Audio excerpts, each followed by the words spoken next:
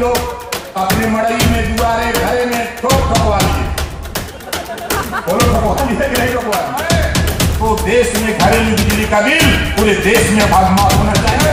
तो घरेलू बिजली का बिल हम माफ करें।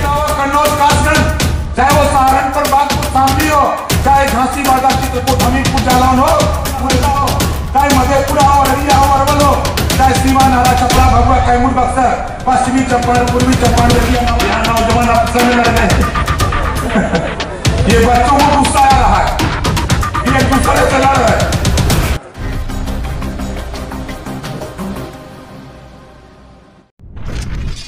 हम चाहते हैं कि जब पंजाब और दिल्ली में घरेलू बिजली का बिल माफ है, तो देश में घरेलू बिजली का बिल पूरे देश में माफ होना चाहिए। क्योंकि देश एक है, संविधान एक है, प्रधानमंत्री एक, राष्ट्रपति एक, तो देश में एक ही कानून लागू होना चाहिए।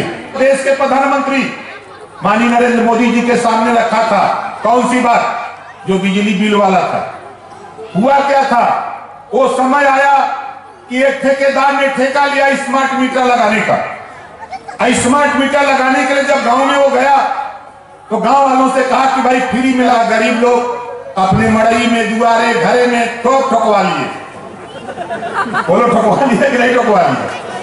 और उसके बाद जो पूछा भी कि भाई बिजली फ्री में, तो ठेकेदार तो मीटर लगाने के नाम पर कहा हाँ बिजली फ्री है, आपसे आधार कार्ड ले लिया। तो बताओ बिल आने लगा कि नहीं आने लगा? बिल आ रहा है ना, 20,000, 25,000, 50,000, 60,000 बिल आ रहा है। इस बात को मैंने देश के प्रधानमंत्री माननीय नरेंद्र मोदी जी के सामने रखा। उन्होंने मुझसे कहा कि जाओ उत्तर प्रदेश के मुख्यमंत्री योगी जी के सामने इस बात को रखो। मैंने उनके सामने रखा। उन्होंने कहा कि जाओ ऊर्जा मंत्री को मैं अभी फोन करता हूं। मैं ऊर्जा मंत्री के शर्मा जी के पास गया। मैंने उनसे कहा कि दिल्ली से होके आया हूं, लखनऊ मुख्यमंत्री से मिलके। कह नहीं फोन आ गया है दोनों जगह से, आप बताओ क्या चाहते हो? हमने कहा कि जिस भी गरीब का बिजली का बिल आया है, आपका विभाग ब्याज लेता है, चक्रवृद्धि ब्याज लेता है, लेकिन वहां से तय हो गया, मुख्यमंत्री ने कहा है कि 80% बिजली का बिल माफ हो जाएगा।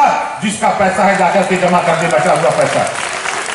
आप अपने अपने हाई बिल पर चले जाओ और वहां जाकर के जेई हो, यही हो, एक्सीएन कोई मिले, उससे कह देना कि भाई हमारा ये बिल है, इसको कितना माफ करोगे बताओ जल्दी। तो जो आपका बिल होगा माफ करके बता देगा, जो बचेगा जमा कर देना। और उसके बाद आगे जब सरकार बनती है तो घरेलू बिजली का बिल हम माफ करके दिखा देंगे।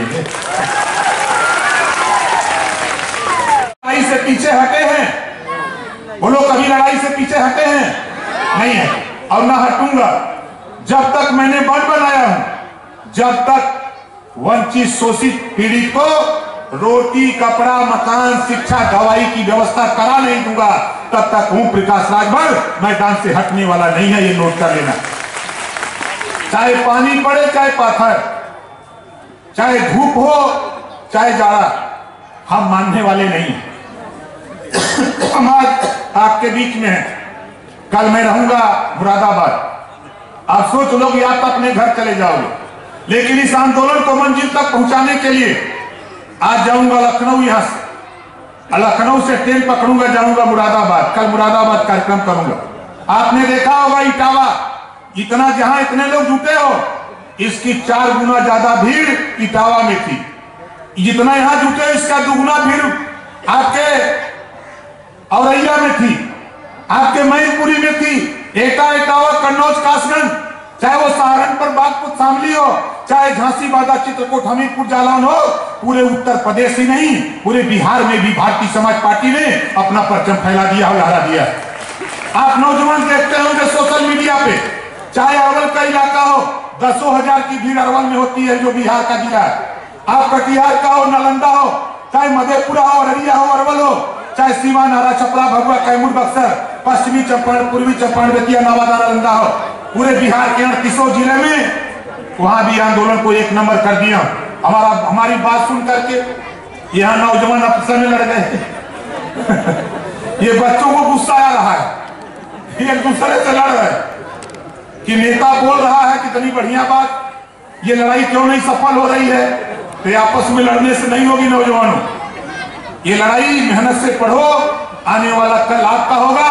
मैं दावे के साथ कहता हूं कि जो काम आजादी के 75 साल में हमारे समाज के लोगों ने नहीं कर पाया, चाहे वो बसपा में रहे हो, चाहे सपा में रहे हो, चाहे कांग्रेस किसी दल में, जिन लोगों ने कोई काम नहीं कर पाया, उस काम को ओम प्रकाश राजभर, बाबा साहब डॉक्टर अम्बेडकर जी ने कहा है कि जो समाज अपना इतिहास नहीं जानता, अपने बुजुर्गों की कदर नहीं करता, वो समाज कभी तरक्की नहीं कर सकता। तो आपको इतिहास ला के दिया महाराजा सुहेलदेव जी का इतिहास। महाराजा सुहेलदेव जी का इतिहास आपको दिखाने के लिए गोरखपुर के लोगों, फिर मेरे दिमाग में आ गई बात, यहाँ जितने लोग आए हो, गोरखपुर के लोग हो कि बलिया के, जरा हाथ उठाओ। गोरखपुर के जो लोग, जरा हाथ उठाओ। पत्रकार भाई लोगों ने कहीं भरम न हो कि बलिया से पकड़ लिया लो भाई। तो इस नाते समय सदमा मुझे याद आता है। मैं आपको क्यों याद दिलाता हूं, मैं इस बात को क्यों कहता हूं साथी, इस नाते आपको कह रहा हूं कि आपको ले चलूंगा बहराइच, टाइम आने दो, ले चलूंगा बहराइच, आपको दिखाऊंगा उस महाराजा योद्धा की धरती पर जिनका आशीर्वाद लेके ओम प्रकाश राजभर आज 21 साल से आपके बीच में घूम रहा हूं, उस महाराजा की धरती पर ले चलूंगा आपको। तो बताओ चलोगे कि नहीं चलोगे? यहां से ट्रेन फ्री करा देंगे। ट्रेन फ्री रहेगी 4 दिन के लिए, 3 दिन नहीं 4 दिन के लिए, 1 दिन जाने और आने के लिए, 2 दिन वहां रहने के लिए, लेकिन भोजन की व्यवस्था हम नहीं देंगे। भोजन अपना अपना, भोजन अपना, लिट्टी बाटी चोखा जो भी बनाते हो भाई, दाना भिजवा लेना, हम बताएंगे तारीख अभी नहीं। अभी हम जाएंगे दिल्ली, बीच में प्रधानमंत्री जी से बात करेंगे, मुख्यमंत्री जी से बात करेंगे, तारीख तय करेंगे और आपको दिखाऊंगा वो भव्य मूर्ति। आपके आशीर्वाद से, आपके आंदोलन से, आपके सहयोग से वो भव्य मूर्ति लगी हुई है बहराइच के चित्तौड़ा झील में, कि जो कोई पार्टी नहीं कर पाया, उस काम को ओम प्रकाश राजभर आप लोगों के सहयोग से भारतीय जनता पार्टी को करना पड़ा।